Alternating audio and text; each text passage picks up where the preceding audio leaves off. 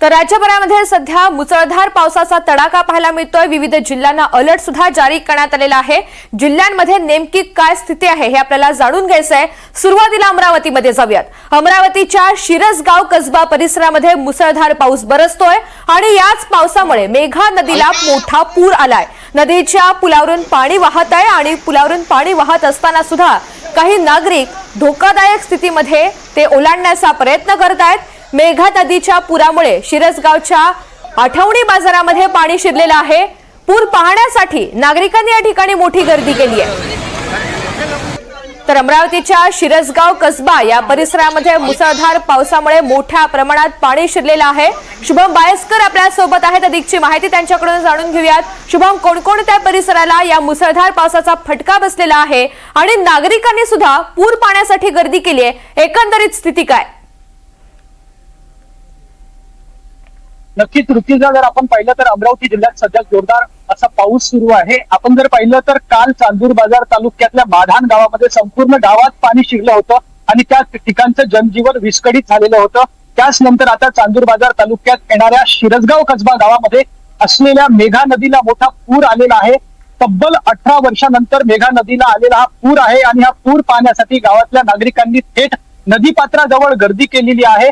मेघा नदी दुतडी भरून वाहत असताना काही उत्साही नागरिक जे आहेत ते पुलावरून पाणी वाहत असताना देखील हा पूल ओलांडण्याचं धाडस करतायत। अशा स्थितीत जर पाहिलं तर मेघा नदीच्या पुराचं पाणी जे आहे ते शिरसगाव कसबा गावामध्ये शिरलेलं आहे। आठवडी बाजार परिसरात असलेल्या जनजीवन विस्कळीत झालेलं आहे। छोट्या दुकानामध्ये देखील पाणी शिरलेलं आहे आणि एकंदरीतच जर पाहिलं तर मेघा नदीच्या या पुरामुळे अनेक घरं जे आहेत त्या ठिकाणचं जनजीवन जे आहे ते विस्कळीत झाल्याची प्राथमिक माहिती मिळते आहे। एकंदरीतच जर पाहिलं तर महसूल विभागाचं प्रशासन जर असेल किंवा स्थानिक तलाठी असतील, मंडळ अधिकारी असतील, गावात पोहोचलेले आहे आणि मेघा नदीच्या पुरामुळे कुठली गावं बाधित झाली, कुठली घरं बाधित झाली याचा आढावा सध्या महसूल प्रशासन घेत आहे। शुभम, धन्यवाद सविस्तर माहितीसाठी। आणि यानंतर मुंबईमध्ये जाऊयात। हार्बर मध्य रेल्वेची वाहतूक अजूनही विस्कळीतच आहे। मध्य रेल्वेवर अनेक ठिकाणी प्रवाशांचा रेल्वे रुळावर प्रवास सुरू आहे। कुर्ला, दादर, ठाण्यामध्ये प्रवाशांची मोठी गर्दी झाली आहे। पावसाची विश्रांती आहे, मात्र रेल्वे सेवा अजूनही विस्कळीत असल्याचं चित्र पाहायला मिळतंय। याचा थेट परिणाम प्रवाशांना भोगावा लागतोय, सहन करावं लागतं। रुळावर सुद्धा मोठ्या प्रमाणात पाणी साचलेलं आहे आणि त्याचमुळे ही सेवा अजूनही पूर्वपदावर आलेली नाही।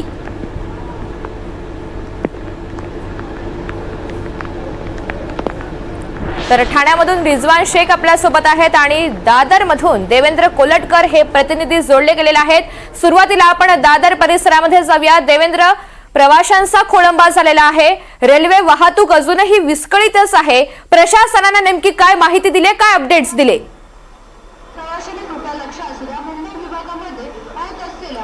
ऋतिका, आपण बघतोय की सकाळपासून मुसळधार पाऊस सुरू आहे आणि या पावसाचा परिणाम जो आहे तो ज्या रेल्वेच्या तिन्ही सेवा आहेत त्याच्यावरती झालेलं, पश्चिम रेल्वे असेल, मध्य रेल्वे असेल किंवा हार्बर रेल्वे असेल, तिन्ही मार्गावरती प्रवाशांचा खोळंबा झालेला आपल्याला पाहायला मिळतोय।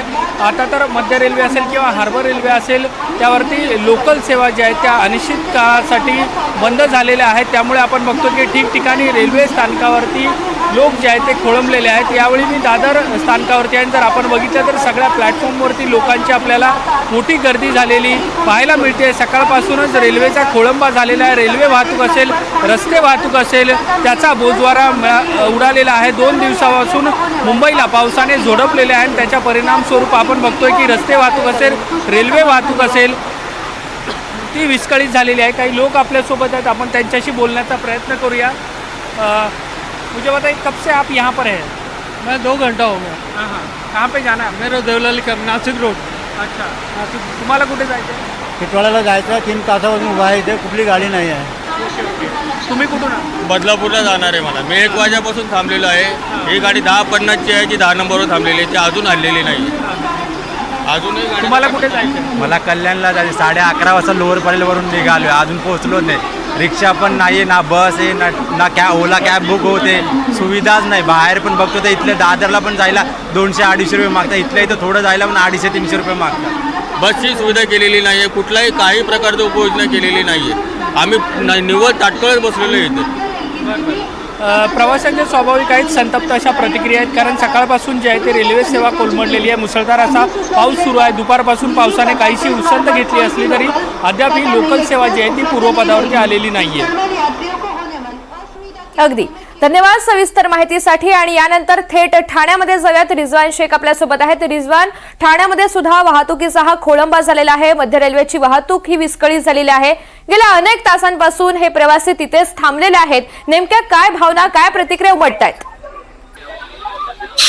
आपण जर पाहिलं सकाळपासून मोठ्या प्रमाणात ठाणे जिल्ह्यामध्ये पावसाने हजेरी लावल्यामुळे त्याचा सर्वात जास्त फटका लोकलवरती आपल्याला दिसून येतो. विशेष म्हणजे मध्य रेल्वे असो किंवा पश्चिम रेल्वे असो, विशेष हार्बर आपण जर पाहिलं तर मोठ्या प्रमाणात लोकांची गर्दी या ठिकाणी झालेली आहे. अनेक महिला जे आहेत त्या अशा लटकून प्रवास करत आहेत. अनेक वेळा या लटकून प्रवासामुळे मोठी दुर्घटना होते, परंतु त्या या महिलांकडे दुसरा पर्याय आणि मोठ्या प्रमाणात महिलांची देखील गर्दी या प्लॅटफॉर्म क्रमांक 4 वरती झालेली आहे. आपण जर पाहिलं तर सीएससी ला जाणारी एकही गाडी नाही, त्यामुळे कल्याण, कसारा, कर्जत, खोपोली या ठिकाणी जाणारी जी लोकल आहे त्या लोकलनी अनेक लोक प्रवास करत आहेत आणि घरच्या दिशेने जात आहेत. मोठ्या प्रमाणात चाकरमानी या प्लॅटफॉर्म क्रमांक 4 आणि 3 वरती जमा झालेले आहे आणि अनेक लोक वाट पाहत आहेत कधी लोकल येणार आणि कधी ते घरी पोहोचणार, परंतु अद्यापर्यंत एकही लोकल वेळेवर चालत नसल्यामुळे मोठ्या प्रमाणात या चाकरमान्यांना त्रास सहन करावा लागतोय. 30 ते 40 मिनिटं उशिरा लोकली धावत असल्यामुळे मोठ्या प्रमाणात लोकांना देखील त्याचा त्रास करावा. विशेष म्हणजे संपूर्ण चित्र मी ठाणे स्टेशनच्या प्लॅटफॉर्म क्रमांक 4 तुम्हाला दाखवतोय. अनेक लोक या ठिकाणी अडकलेली आहे आणि अनेक लोक वाट देखील पाहत आहे की कधी पद्धत कशा पुन्हा एकदा ही लोकल जे आहे ते पूर परिस्थिती आहे, परंतु सध्याची चित्र अशी आहे की अनेक लोकल हे उशिराने धावत आहे. त्यामुळे जे संपूर्ण चाकरमानी आहे त्यांना याचा कुठेतरी फटका आपल्याला दिसून येतो. अगदी पर्यायी व्यवस्था सुद्धा नाहीये आणि साहजिकच त्यामुळे संतापाची भावना इथे उमटते. धन्यवाद सविस्तर माहितीसाठी. तर पश्चिम मार्गावरील रेल्वे वाहतूक उशिरानं सध्या सुरू आहे. वसईमधल्या एव्हरग्रीन परिसरामध्ये पाणी आपल्याला पाहायला मिळतंय. रेल्वे रुळांवर पाणी आल्यामुळे लोकल उशिरानं धावतात. एकंदरीतच रेल्वे वाहतुकीला हा फटका बसलेला आहे. रेल्वे रुळावर नेमकं कसं पाणी साचलंय याचीही थेट दृश्य आहेत. वसईमधल्या एव्हरग्रीन परिसरामध्ये पाणीच पाणी झालेलं आहे. स्टेशन परिसर आणि त्याच्या आजूबाजूचा रहिवासी परिसर याला मोठ्या प्रमाणात फटका बसलाय. रेल्वे रुळांवर पाणी आल्यामुळे आता लोकल उशिरानं सुरू आहेत. मनोज सातवी आपल्यासोबत आहेत. अधिकची माहिती जाणून घेऊयात. मनोज. ऋतुजा, वसई, नालासोपारा आणि विरार या परिसरामध्ये मोठ्या प्रमाणात पाऊस झाल्यामुळं आता रेल्वे रुळावर देखील पाणी आलेलं आहे आणि आपण ज्या दृश्यांमध्ये बघू शकतो ही दृश्य या एव्हरशाईन परिसरातली आहेत आणि ह्याच्याच पुढे जो box office Madhuban box street आहे या परिसरात देखील मोठ्या प्रमाणात पुराचं पाणी साचल्यामुळं पूर्ण परिसर हा जलमय झालेला आहे. अनेक लोकांनी पार्क केलेली जी वाहनं आहेत ती पूर्णपणे पाण्यामध्ये बुडलेली आहेत. लोकांना ये जा करण्यासाठी मोठी कसरत करावी लागते आणि पाण्यात ह्या वाहनांचं मोठं नुकसान झालेलं आहे. शिवाय या पावसाच्या पाण्यामुळं लोकल वाहतुकीवर देखील मोठा परिणाम झालेला आहे. लोकल सेवा ही विस्कळीत झालेली आहे. पूर्णपणे मुंबईकडे येणाऱ्या आणि मुंबईकडून विरार किंवा डहाणूकडे जाणाऱ्या ज्या लोकल गाड्या आहेत त्या उशिराने धावताना आपल्याला पाहायला मिळतात. त्यामुळं एकंदरीत हा जो मुसळधार पाऊस सुरू आहे याच्याने वसई, विरार, नालासोपारा या परिसरातले शिवाय पालघर जिल्ह्यातल्या पूर्व भागातलं जनजीवन हे पूर्णपणे विस्कळीत झाल्याचं आपल्याला पाहायला मिळतंय. अगदी धन्यवाद सविस्तर माहितीसाठी. गेल्या 4 दिवसांपासून महाराष्ट्रामध्ये सर्वदूर झालेल्या पावसानं महाराष्ट्रामधली धरणं आता तुडुंब भरू लागलेली आहेत. साताऱ्यातलं कोयना धरणामधून आता विसर्ग सुरू करण्यात आलेला आहे. तिकडे कोल्हापुरातलं राधानगरी धरण हे सुद्धा आता तुडुंब भरून वाहू लागलेलं आहे. दुसरीकडे दुष्काळी मराठवाड्यात सुद्धा मुसळधार पाऊस बरसला आणि बीडचं माजलगाव धरण जवळपास 50% इतकं भरलंय.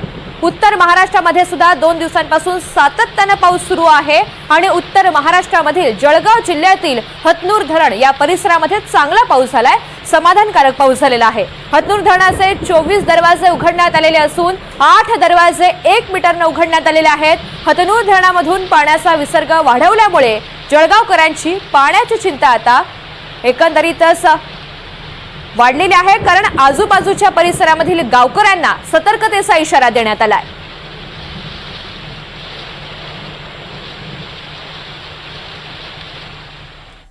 सह्याद्रीच्या पर्वतरांगांशी निगडीत असलेल्या सातारा जिल्ह्यामधील 6 तालुक्यांमधील शाळांना 2 दिवसांची सुट्टी जाहीर करण्यात आलेली आहे।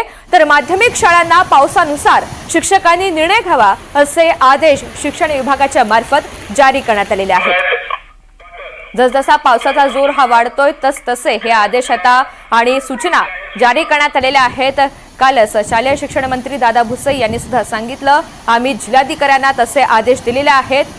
राहुल तपासे आपल्या सोबत आहेत, अधिकची माहिती जाणून घेऊयात। राहुल, साताऱ्यामध्ये सध्याची पावसाची स्थिती पाहता जिल्हाधिकाऱ्यांनी नेमके कोणते निर्देश दिलेत? ऋतुजा, गेल्या काही दिवसांपासून जो काही मुसळधार पाऊस पडतोय आणि आता गेल्या 24 तासांमध्ये जो काही पाऊस झालेला आहे त्यामुळे आता शाळा प्रशासनानं निर्णय घेतलेला आहे, तो म्हणजे आता जे सातारा जिल्ह्यातील 6 तालुक्यातील प्राथमिक शाळा ज्या आहेत त्यांना 2 दिवसाची सुट्टी जाहीर करण्यात आलेली आहे। तर माध्यमिक शाळातील जिल्ह्यातील सर्व शाळांसाठी असा निर्देश काढलेला आहे की ज्या भागांमध्ये मुसळधार पाऊस आहे त्या ठिकाणच्या शिक्षकांनी 2 दिवस सुट्टी घ्यावी आणि ती सुट्टी रविवारच्या दिवसांमध्ये भरून काढावी। एकंदरीतच हा जो काही पाऊस कोसळतोय त्याचा परिणाम आता या शाळांवरती झाल्याचं एकंदरीत पाहायला मिळतंय। अनेक विद्यार्थी जे आहेत अनेक ठिकाणी अडकल्याच्याही घटना समोर येताना पाहायला मिळतात आणि त्याच पार्श्वभूमीवर हा शाळेने निर्णय घेतलेला आहे। अगदी तिथली स्थिती पाहून आता निर्णय घ्यायचा आहे असे आदेश शिक्षण विभागाने जारी केलेले आहेत। धन्यवाद सविस्तर माहितीसाठी। खडकवासलामधून 24,827 क्युसेकनं सध्या विसर्ग सुरू आहे। खडकवासलामधून मुठा नदी पात्रामध्ये पाण्याचा विसर्ग वेगाने सुरू आहे। हवामान खात्याकडून पुणे जिल्ह्यासाठी ऑरेंज अलर्ट हा जारी करण्यात आलेला आहे। तर खडकवासलामधून 24,827 क्युसेकनं सध्या विसर्ग सुरू आहे आणि मुठा नदी पात्रात पाण्याचा विसर्ग हा वाढलेला आहे। पाण्याची पातळी झपाट्याने वाढते आणि त्याच पार्श्वभूमीवर आजूबाजूच्या गावांना सतर्कतेचा इशारा देण्यात आलाय। रेवती हिंगवे आपल्या सोबत आहेत, अधिकची माहिती जाणून घेऊयात। रेवती, सध्याची स्थिती काय आहे? मुठा नदी पात्रामध्ये पाण्याचा विसर्ग हा वाढवण्यात आलेला आहे, एकंदरीत काय इशारा? नक्कीच ऋतुजा, आता मी खडकवासला धरणाच्या इथे आलेली आहे आणि खरं तर सकाळपासून थोडा करून असा विसर्ग हा मोठ्या प्रमाणात आत्ता वाढवण्यात आलेला आहे। जवळपास 4च्या सुमारास 24,827 क्युसेक पाण्याचा विसर्ग हा खडकवासला धरणातून करण्यात आलेला आहे। आता जर तुम्ही माझ्या मागे बघू शकता तर इथे पर्यटक देखील जमा झालेले आहेत, अतिउत्साही पुणेकर देखील इथे आलेले आहेत। जो विसर्ग करण्यात आलेला आहे ते बघण्यासाठी आणि त्यासोबतच निसर्गात येण्यासाठी किंवा निसर्गाची मजा घेण्यासाठी इथे ते आत्ता आलेले पाहायला मिळत आहेत। त्यासोबतच पुणे वेधशाळेने आज पुणे जिल्ह्याला रेड अलर्ट दिलेला आहे आणि घाटमाथ्यांवरती मुसळधार ते अतिमुसळधार पावसाची शक्यता ही वर्तवलेली आहे। तर त्यासोबतच पुढचे 2 दिवस हे ऑरेंज अलर्ट असेल पुणे शहर आणि पुणे जिल्ह्याला, असं पुणे वेधशाळेने सांगितलेलं आहे। त्यासोबतच पुणे वेधशाळेने अशी देखील माहिती दिलेली आहे की आत्तापर्यंत म्हणजेच मागच्या 2 दिवसामध्ये कोकणपट्टी, मुंबई, पुणे या परिसरामध्ये सर्वाधिक पाऊस झालेला आहे। जे पुण्यालगतच तामिणी घाट आहे तिकडे 320 मिलीमीटरचा पाऊस हा नोंदवलेला आहे आणि त्यासोबतच असं देखील सांगण्यात आलेलं आहे की 60 किलोमीटर प्रति तास अशा वेगाने हे वारे देखील इकडनं वाहतील असं देखील सांगण्यात आलेलं आहे। त्यासोबतच पुण्याचे जे जिल्हाधिकारी आहे जितेंद्र डुडी त्यांनी NDTVशी संवाद साधताना असं देखील सांगितलंय की जर गरज पडली तर किंवा जर पूर सदृश परिस्थिती निर्माण झाली तर जे नागरिक आहे जे नदीपात्राच्या लगत राहतात त्या नागरिकांना स्थलांतरित करण्याचं काम देखील सुरू करण्यात येईल जर तशी परिस्थिती उद्भवली तर। आता आपण बघू शकतो की बऱ्यापैकी पाऊस हा थांबलेला आहे। जवळपास 2 दिवसानंतर या पावसाने थोडीशी विश्रांती घेतलेली आहे। तर जितेंद्र डुडी जे जिल्हाधिकारी आहेत पुण्याचे त्यांनी असं देखील सांगितलेलं आहे की स्थलांतरित करण्यात येईल, पण जे सगळ्या यंत्रणा आहेत पुणे शहरातल्या ते देखील सज्ज आहेत आणि सगळ्या यंत्रणेचं पुणे शहरातल्या परिस्थितीवरती देखील लक्ष आहे। सध्या पुणे शहरामध्ये जो बाबा भिडे पूल आहे तो भिडे पूल देखील पाण्याखाली गेलेला आहे आणि वाहतुकीसाठी पूर्णतः तो बंद करण्यात आलेला आहे। काही दिवसांपूर्वी मेट्रोच्या कामामुळे तो बंद होता, पण आता पूर्णतः भिडे पूल आणि लगतच्या या भिडे पुला संदर्भातली अपडेट आपल्याला जाणून घ्यायची आणि त्यासाठी थेट त्याच परिसरात परिसरामधनं अविनाश पवार हे जोडले गेलेले आहेत. अविनाश, भिडे पूल पाण्याखाली गेलेला आहे, नेमकी पर्यायी व्यवस्था काय आहे, कोणते पर्यायी मार्ग आहेत, प्रशासनाची काय माहिती, एकंदरीत सध्याची तिथली काय स्थिती? निश्चितच मी आता जिथे आहे तोच हा भिडे पूल जो आता पाण्याखाली गेल्याचं चित्र हे आपल्याला पाहायला मिळत आहे. एकूणच हे मेट्रो स्टेशनचं काम हे या ठिकाणी सुरू होतं आणि त्यामुळे भिडे पूल खरं तर बंद होता. आणि त्यानंतर आता जेव्हा पावसाची परिस्थिती आता कडक असल्यामधला धरणाचा विसर्ग या पार्श्वभूमीवर आता भिडे पूल हा बंद करण्यात आलेला आहे वाहतुकीसाठी. अल्का टॉकीज चौक ते लक्ष्मी रस्ता अशा मोठ्या रस्त्याचं जिथे वाहतूक आहे ती पर्यायी वाहतूक म्हणून खरं तर या भिडे पुलाच्या शेजारी असणाऱ्या नदी पात्राचा जो रस्ता आहे त्याचा वापर होतो. त्याच्यामुळे वाहतुकीचा ताण हा कमी होतो. मात्र भिडे पुलावर आता पाणी आल्यामुळे पर्यायी वाहतूक ही नसल्यामुळे तिथे वाहतूक कोंडी मोठ्या प्रमाणात होताना दिसत आहे. आणि आपण पाहतो की भिडे पूल हा संपूर्णतः पाण्याखाली गेलेला आहे. बाजूला मेट्रो स्टेशनचं काम सुरू आहे आणि आता या भिडे पुलाच्या बाजूचा जो रस्ता आहे त्या नदी पात्रा लगत असणाऱ्या रस्त्यावर संपूर्णतः पाणी आहे. आणि एकूणच आपण जर माझ्या पाठीमागे ही परिस्थिती पाहिली तर अगदी दूरवर आपल्याला हे नदी पात्राचं पाणी जे आहे ते नदी बाहेर आलेलं दिसतंय. आणि त्याच्यामुळे बाजूच्या ज्या वस्त्या आहेत, ज्या सोसायट्या आहेत त्या ठिकाणी प्रशासनाने अलर्ट राहण्याच्या सूचना दिलेल्या आहेत. या ठिकाणी आपल्याला इथे एक महानगरपालिकेचं पथक देखील दिसतं की जे सातत्याने सूचना देऊन इथल्या लोकांना सतर्क राहण्याचं आवाहन करतायत. त्यासाठीची जी काही घोषणा आहे ती देखील ते करताना दिसत आहेत. त्यामुळे इथे नगरपालिकेसह इतर जे प्रशासन आहे ते सतर्क झाल्याचं चित्र आपल्याला पाहायला मिळत आहे. अगदी पुण्याच्या संदर्भातील ही सविस्तर माहिती देण्यासाठी रेवती आणि अविनाश धन्यवाद.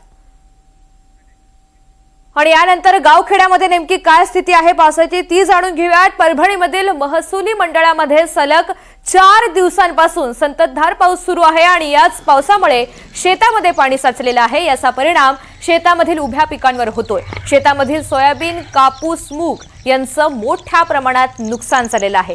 अर्थातच शेतकऱ्यांना याचा आर्थिक भार आता सोसावा लागणार आहे. डोळ्या देखत ही शेती आता बर्बाद झालेली आहे. कापूस, मूग यांचं मोठ्या प्रमाणात नुकसान झालेलं आहे.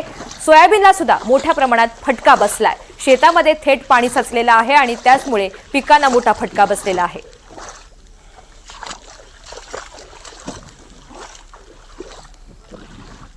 यवतमाळ जिल्ह्यामध्ये सलग 4थ्या दिवशी सुद्धा पाऊस सुरू आहे.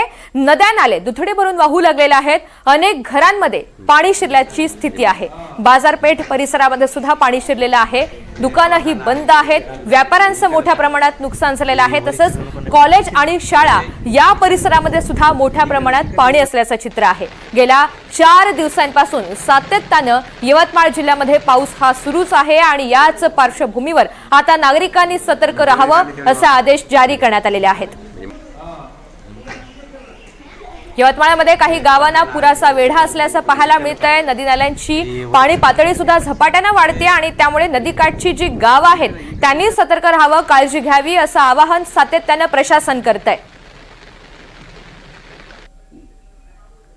आता एक महत्वाची बातमी. नांदेडच्या मुखेडमध्ये रविवारी मध्यरात्री झालेल्या ढगफुटीनं केलेल्या नुकसानीची भयावह दृश्य आता समोर येऊ लागली आहेत.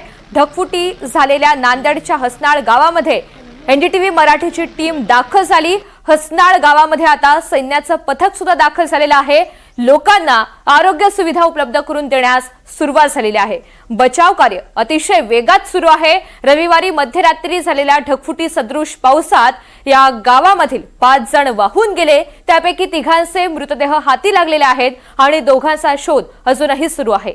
या गावामध्ये येताच भारतीय सैन्याच्या सुदर्शन चक्र कोरनं कामाला सुरुवात केली. शिवाय पूरग्रस्तांसाठी जेवणाची व्यवस्था केली जाते.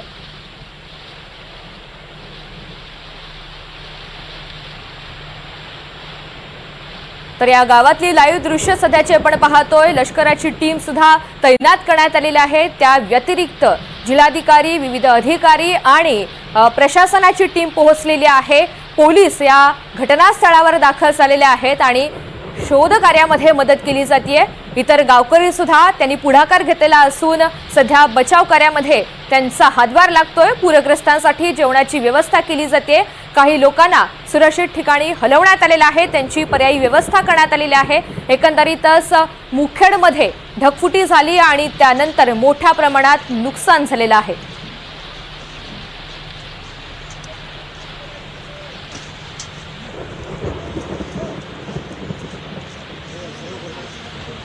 हसनाळची ही अवस्था आजची आहे. जेव्हा पाणी ओसरलं त्यावेळेस ही अवस्था आहे. हे शिंदे परिवार त्यांच्या घराचं छप्पर पूर्णपणे गेलंय.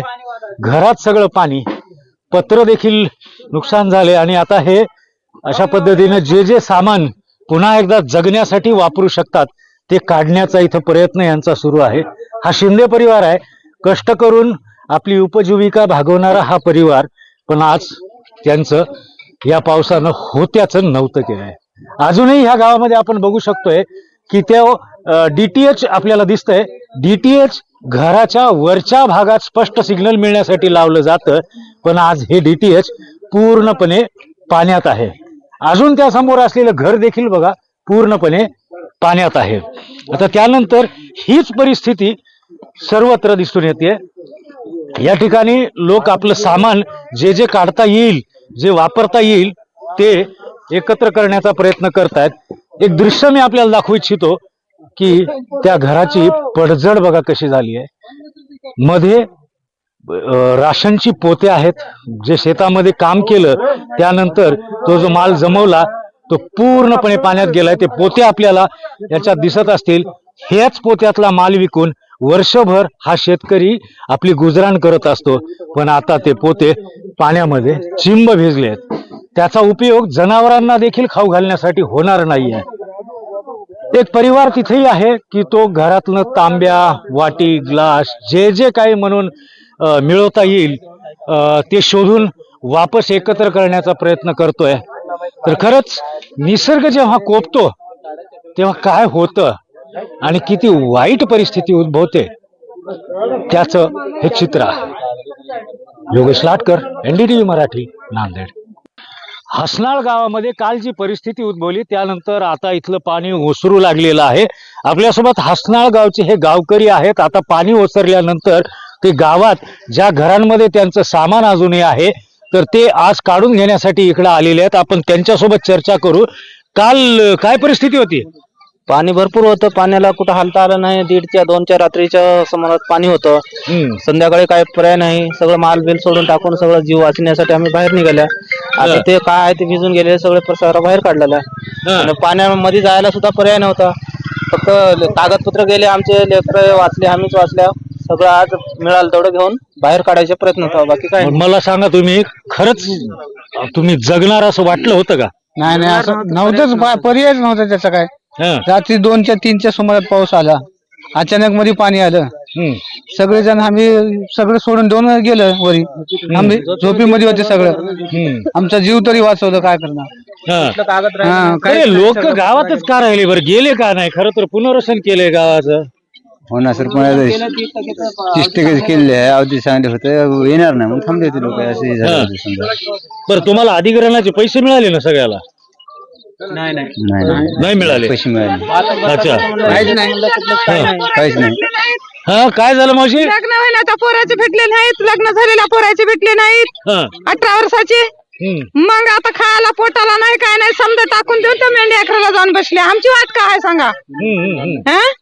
मग तुम्ही सरकारला सांगितलं की नाही? मग सरकारला किती बारा सांगा, तिडके साहेबाला किती बारा सांगा. कुठं आहे तिडके साहेब तुमचे?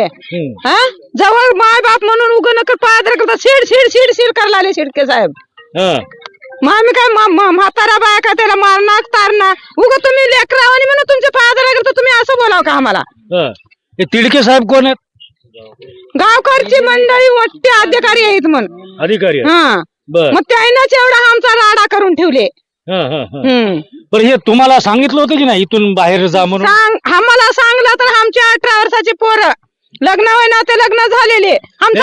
पाऊस पडणार आहे, इथून पूर येऊ शकते, पाऊस पडणार आहे, इथून तुम्ही दुसरीकडे जा असं म्हणले होते की नाही? दुसरीकडे जा म्हणलं तर आम्हाला काय देवाव की नाही? आम्ही कशाला पसारा नाही, आम्ही कशाला बाहेर काढाव?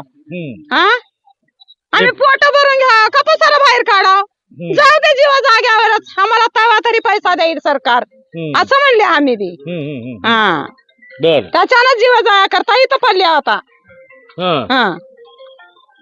आपण बघितलंय की प्रशासनानं कुठलीही सुविधा उपलब्ध करून दिली नाही आणि म्हणून आम्हाला या पावसाच्या परिस्थिती निर्माण होण्यापूर्वी हे गाव सोडता आलं नाही असं गावकऱ्यांचं म्हणणं आहे. योगेश लाटकर, NDTV मराठी, नांदेड. तर जोरदार पावसामुळे उल्हासनगरच्या वालधुनी नदीला मोठा पूर आलेला आहे। रेल्वे स्टेशन लगतचा वालधुनी नाला तुडुंब वाहू लागलेला आहे। स्टेशन लगतचा रस्ता पाण्याखाली गेलेला आहे आणि त्यामुळे तिथल्या नागरिकांचे मोठ्या प्रमाणात हाल होत आहेत। नागरिकांनी आता पाण्यातून वाट काढत कसरत करत तिथून प्रवास केलेला आहे। उल्हासनगरच्या वालधुनी नदीला मोठा पूर आलेला आहे आणि त्याचा फटका इथल्या नागरिकांना सहन करावा लागतोय। रेल्वे स्टेशनच्या परिसरामध्ये सुद्धा तुडुंब पाणी भरलेलं आहे।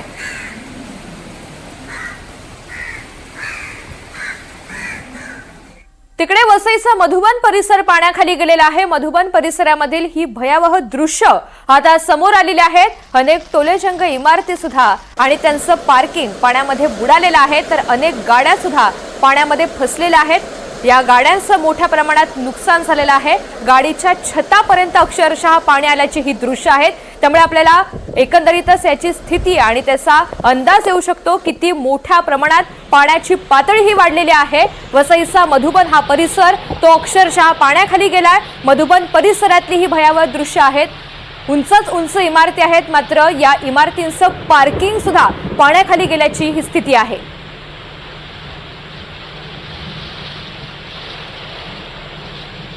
तर याच वसईमधल्या पूर्वमधल्या कामन परिसरामध्ये पूरस्थिती निर्माण झालेली आहे।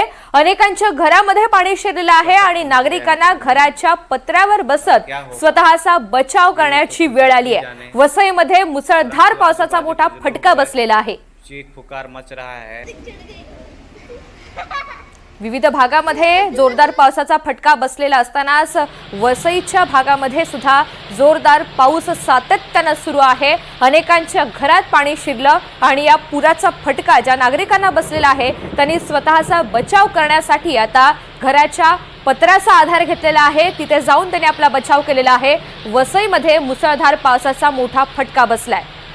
याच पुराच्या पाण्यामधून वाट काढत नागरिक प्रवास करतायत, मात्र तरी सुद्धा अत्यंत धोकादायक अशी स्थिती निर्माण झालेली आहे।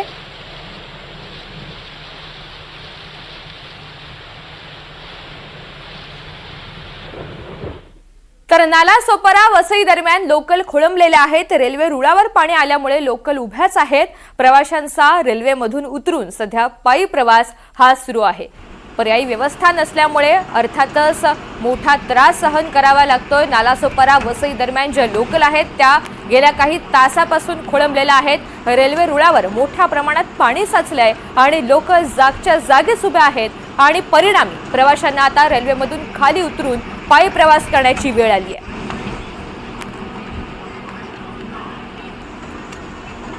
रेल्वे स्टेशनच्या परिसरामध्ये सुद्धा मोठ्या प्रमाणात पाणी आहे। आजूबाजूचे जे रहिवासी परिसर आहेत तिथे सुद्धा पाणी आहे आणि त्याचमुळे स्टेशन परिसरामध्ये पोहोचण्यासाठी सुद्धा अनेकांना कसरत करावी लागते। स्टेशन परिसरामध्ये पोहोचणं सुद्धा अवघड बनलेलं आहे। एकंदरीतच सध्या रेल्वे आणि रस्ते वाहतूक ही विस्कळीत झालेली आहे, कोलमडलेली आहे। नालासोपारामधली ही दृश्य आहेत। नालासोपारा वसई दरम्यानच्या लोकल खोळंबलेल्या आहेत। मनोज सातवी आपल्या सोबत आहेत, अधिकची माहिती त्यांच्याकडून जाणून घेऊयात। मनोज, नालासोपारा वसई दरम्यानच्या लोकल खोळंबलेल्या आहेत, प्रशासनानं काय माहिती दिली? ऋतुजा, नालासोपारा वसई आणि विरार या स्थानकांदरम्यान अनेक ठिकाणी जे पाणी आहे ते रेल्वे रुळावर आल्यामुळं रोकड वाहतूक विस्कळीत झालेली आहे आणि काही ठिकाणी या पाण्यामुळं लोकल्स थांबलेल्या होत्या आणि त्यामुळं जे प्रवासी आहेत त्यांनी जो खोळंबा होतो त्या खोळंब्यासाठी स्वतः रेल्वेतून खाली उतरून स्वतः रेल्वे रुळावरून चालत येताना आपल्याला पाहायला मिळत आहेत। मोठ्या प्रमाणात जे प्रवासी आहेत ते रेल्वे रुळावरून मार्गक्रम करताना दिसत आहेत। अनेक या लोकल आहेत ह्या पावसाच्या पाण्यात अडकल्यामुळं प्रवाशांची मोठी कुचंबना झाल्याची आपल्याला पाहायला मिळते। सध्या वाहतूक म्हणजे उशिराने सुरू असली तरी पण मोठ्या प्रमाणात जे प्रवासी आहेत त्यांना या लोकल वाहतुकीचा फटका आपल्याला पाहायला मिळतोय। ऋतुजा, अगदी धन्यवाद सविस्तर माहितीसाठी। तर स्टेशन परिसरामध्ये एकीकडे मोठी गर्दी झालेली असतानाच ट्रॅकवर सुद्धा रेल्वे ट्रॅकवर सुद्धा मोठ्या प्रमाणात पाणी आहे आणि हे पाण्याचा निचरा होत नसल्यामुळे गेल्या काही तासांपासून या रेल्वे सेवा या विस्कळीत झालेल्या आहेत। प्रवाशांनी आता रेल्वेतून खाली उतरून पायी प्रवास सुरू केलेला आहे, कारण गेल्या काही तासांपासून पुढील रेल्वेच उपलब्ध नसल्यामुळे त्यांच्यावर ही वेळ आली आहे। नालासोपारा वसई दरम्यान अनेक लोकल या खोळंबलेल्या आहेत।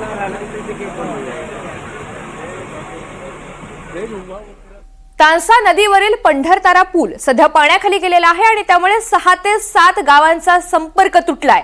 जिल्ह्यामधील सर्व नद्यांनी धोक्याची पातळी ओलांडलेली आहे। तांसा नदीच्या किनाऱ्यावरून या सगळ्या स्थितीचा आढावा घेतलाय आमचे प्रतिनिधी मनोज सातवे यांनी। आपण पाहूयात।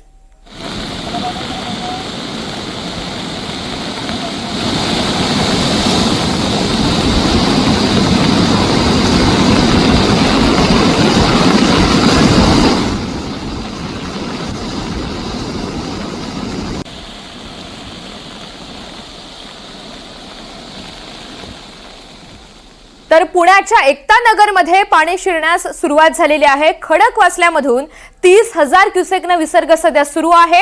पाणी काढण्यासाठी पालिका प्रशासनाचे प्रयत्न सुरू आहेत। महापालिका सहाय्यक आयुक्त घटनास्थळी दाखल झालेले आहेत आणि सध्या तिथे परिस्थिती जाणून घेतली जाते। अनेक नागरिक हे सुद्धा त्यांची भेट घेत नेमकी काय स्थिती आहे, नेमकी काय वेळ आलेली आहे याची आपली ही सगळी जी तक्रार आहे ते मांडत आहेत। महापालिका आयुक्त सुद्धा घटनास्थळी पोहोचलेले आहेत। पुण्याच्या एकता नगरमध्ये पाणी शिरण्यास सुरुवात झालेली आहे। खडकवासल्यामधून 30,000 क्युसेकने विसर्ग हा वाढवण्यात आलेला आहे आणि पाणी काढण्यासाठी सध्या पालिका प्रशासनाचे एक पथक हे दाखल झालेलं आहे।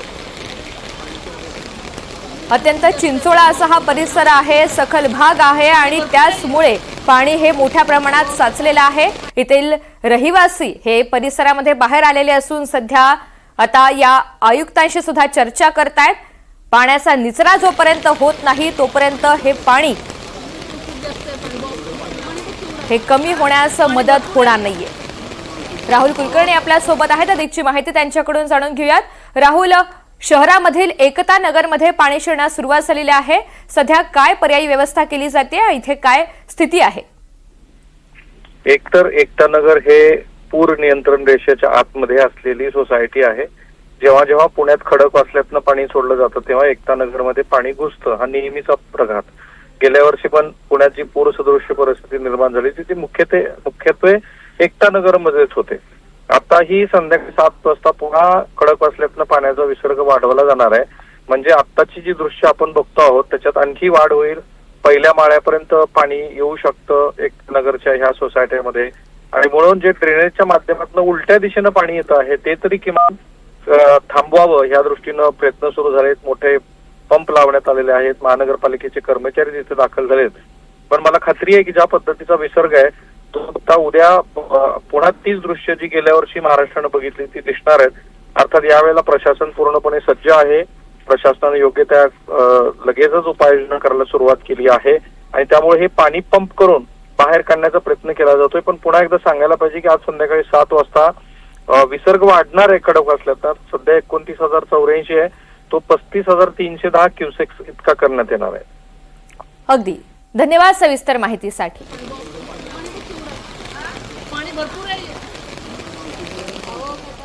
साताऱ्यामध्ये जाऊया। साताऱ्यामध्ये सर्वच प्रमुख धरणामधून विसर्ग वाढवण्यात आलेला आहे। कोयना धरणामध्ये तब्बल 100 टीएमसी पाणी साठा झालेला असून धरणाचे दरवाजे हे आता 11 फुटांवर उघडण्यात आलेले आहेत। त्यामुळे तब्बल 80,000 क्युसेक पाणी हे कोयना नदीपात्रात सोडण्यात येत आहे। दरम्यान धोम धरणाच्या पांडट क्षेत्रामध्ये मुसळधार पाऊस बरसतोय आणि पाण्याचा मोठ्या प्रमाणात सध्या आवक होतीये। विसर्ग हा 11,731 क्युसेक करण्यात आलेला आहे। धरणामधून सोडण्यात येणाऱ्या पाण्याबरोबरच पायथ्या खालून सुद्धा येणाऱ्या पाण्यामुळे नदीपात्रातील विसर्ग आणखी वाढतोय। त्यामुळे कृष्णा नदीकाठच्या गावांना प्रशासनाने सतर्कतेचा इशारा दिलेला आहे। नागरिकांनी योग्य ती खबरदारी घ्यावी असं प्रशासनाने सांगितलंय।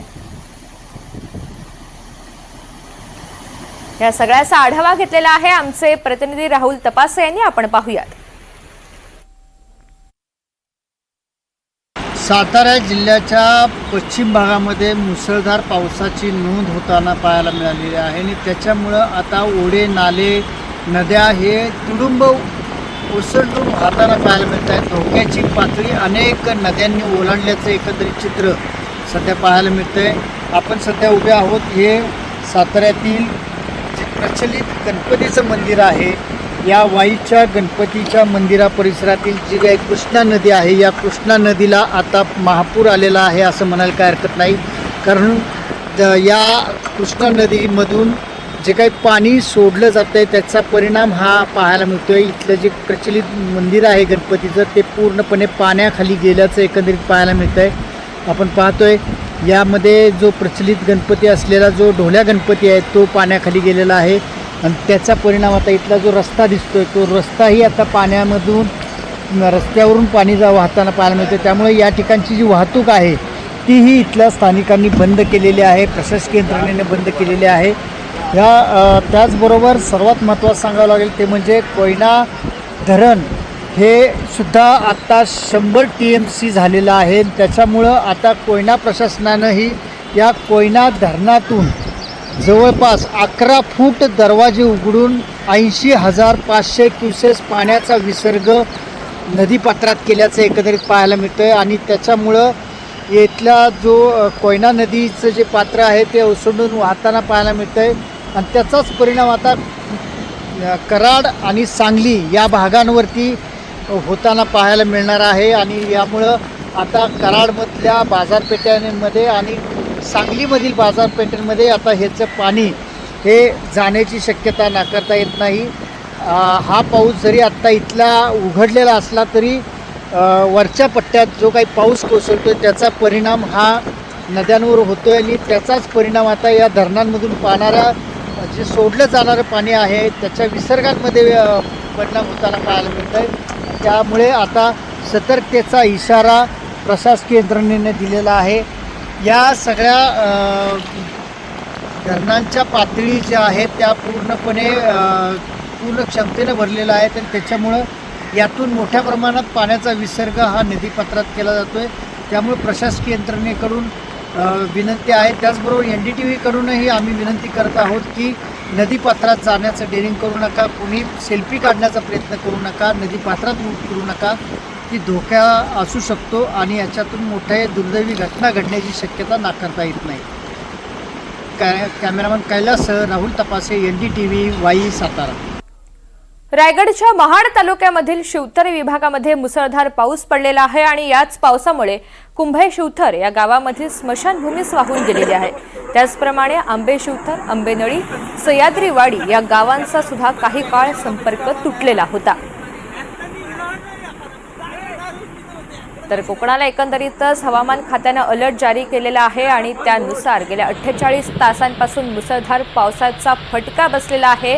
रायगडमधील विविध भागामध्ये सध्या जोरदार पाऊस बरसतोय. त्यामधील महाड तालुक्यात शिवतर विभागामध्ये मुसळधार पावसाची नोंद करण्यात आली. या पावसामुळे कुंभे शिवतर गावामधील स्मशानभूमी वाहून गेलेली आहे. इथल्या पुलावर सुद्धा मोठ्या प्रमाणात पाणी आल्यामुळे इतर गावांचा संपर्क काही काळ तुटलेला होता आणि त्याचमुळे इथल्या या धोकादायक मार्गावरून वाहतूक करू नका असं प्रशासनानं जारी केलंय. प्रसाद पाटील अधिकची माहिती देण्यासाठी आपल्या सोबत आहेत. महाडमध्ये स्मशानभूमी वाहून गेलेली आहे, काही गावांचा संपर्क सुद्धा तुटलेला होता. सध्याची नेमकी काय स्थिती आहे प्रसाद? ऋतुजा, शिवथर विभाग जो आहे त्या ठिकाणी हा अत्यंत दुर्गम विभाग आहे आणि या ठिकाणी सातत्याने मुसळधार पाऊस होत राहतो. मात्र मागील 3 दिवसापासून सर्वत्रच मुसळधार पाऊस पाहायला मिळतोय आणि या ठिकाणी जे शिवथर म्हणून गाव आहे त्या ठिकाणी ही स्मशानभूमी होती. नदी किनारी असलेली स्मशानभूमी आहे, ते वाहून गेल्याची प्राथमिक माहिती समोर येते. त्याचप्रमाणे त्या ठिकाणी एक छोटा पूल होता, त्या पुलावर देखील पाणी आल्याची माहिती मिळते. त्या ठिकाणी असलेले आंबे शिवतर, आंबेनळी आणि सह्याद्रीवाडी या 3 गावाचा संपर्क यामुळे तुटल्याची प्राथमिक माहिती समोर येत आहे. ऋतुजा, अगदी धन्यवाद सविस्तर माहितीसाठी.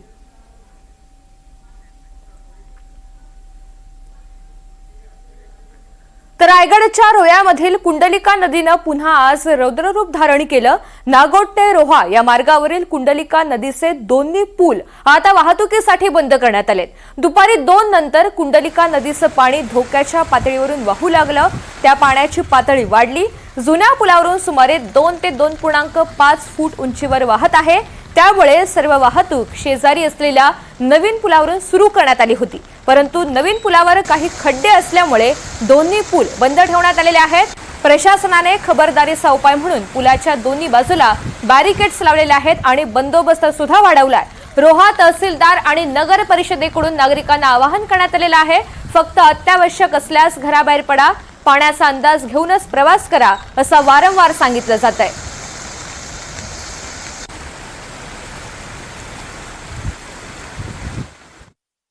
रायगड जिल्ह्याला आज पुन्हा रेड अलर्ट जाहीर करण्यात आलेला आहे व मागील 24 तास सुद्धा रायगड जिल्ह्यामध्ये रेड अलर्ट होता व मागील 24 तासामध्ये रायगड जिल्ह्यामध्ये अक्षरशः हाहाकार माजला होता। सावित्री नदी असो, कुंडलिका नदी असो, आंबा नदी असो यांनी मात्र रौद्र रूप धारण केलं होतं व धोका पातळी सुद्धा ओलांडली होती। काल रात्री माणगाव परिसरामधून जो मुंबई गोवा हायवे जो माणगाव परिसरामधून जातो या ठिकाणी कळमच्या ब्रिजवर हा जो धोकादायक होता यावरनं पाणी जात होतं, म्हणून या ठिकाणी मुंबई गोवा हायवेची रात्री वाहतूक बंद करण्यात आली होती। परंतु मध्यरात्रीनंतर पावसाने थोडासा उसंत घेतल्यामुळे अनेक ठिकाणी पाणी ओसरले व त्यामुळे पुन्हा महामार्ग मुंबई गोवा महामार्ग सकाळी पुन्हा पहाटे सुरू करण्यात आला होता। आज सुद्धा जिल्हाधिकारी यांनी पनवेल महानगरपालिका क्षेत्र सहित संपूर्ण रायगड जिल्ह्यामध्ये शाळा महाविद्यालयांना सुट्टी जाहीर केलेली आहे व पहाटे माणगाव रेल्वे स्टेशन परिसरात पाणी साचले होते। तसंच माणगाव ते बामणोली रोड जो आहे तो सुद्धा पाण्याखाली आता सकाळपासून गेलेला आहे। या ठिकाणी जनजीवन विस्कळीत झालंय, तर रोहामधील कुंडलिका नदीने सुद्धा इशारा पातळी ओलांडली आहे।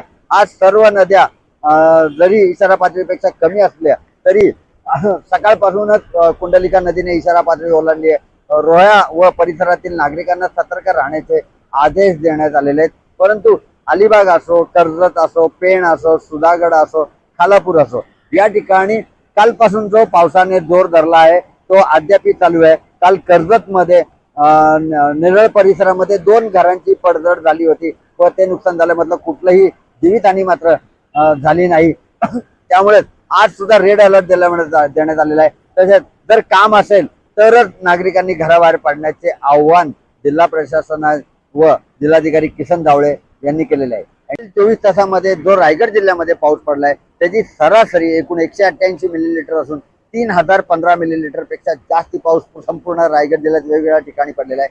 आणि सर्वात जास्त पाऊस हा काल म्हसळा तालुक्यात 251 मिलीमीटर, त्याच्यानंतर तळा व पनवेल या ठिकाणी सगळ्यात जास्त पाऊस पडलाय। माणगाव मध्ये सुद्धा सगळ्यात जास्त पाऊस पडलेला आहे। परंतु आज पुन्हा रेड अलर्ट दिल्यामुळे आज सुद्धा जास्ती पाऊस पडण्याची शक्यता आहे। एनडीटीव्ही मराठीसाठी महबूब जमादार, रायगड। अमरावतीमध्ये गेल्या 2 दिवसांपासून सातत्यानं पाऊस बरसतोय आणि त्याचमुळे नागरिकांच्या चिंतेत वाढ झालेली आहे। पुणा मध्यम प्रकल्पाचे 9 दरवाजे उघडण्यात आलेले आहेत, त्यामुळे नदीकाठच्या गावांना आता सतर्कतेचा इशारा हा देण्यात आलाय। पुणा नदीपात्रामध्ये पाण्याचा विसर्ग सुरू आहे आणि त्याच पार्श्वभूमीवर सध्या प्रशासन हे अलर्ट मोडवर आलेलं आहे। पाण्याची पातळी जर वाढली तर ती आजूबाजूच्या गावांमध्ये हे पाणी पुराचं पाणी शिरू शकतं आणि त्याचमुळे हा इशारा देण्यात आलेला आहे। पूर्णा मध्यम प्रकल्पाचे 9 दरवाजे उघडण्यात आलेले आहेत आणि त्याचमुळे नदीकाठच्या गावांना प्रशासनाने सतर्कतेचा इशारा हा जारी केलेला आहे। पूर्णा नदीपात्रामध्ये पाण्याचा विसर्ग सुरू करण्यात आलेला आहे। पुराचा धोका निर्माण होऊ शकतो, त्याच पार्श्वभूमीवर सतर्क राहावं असं प्रशासनानं जारी केलंय।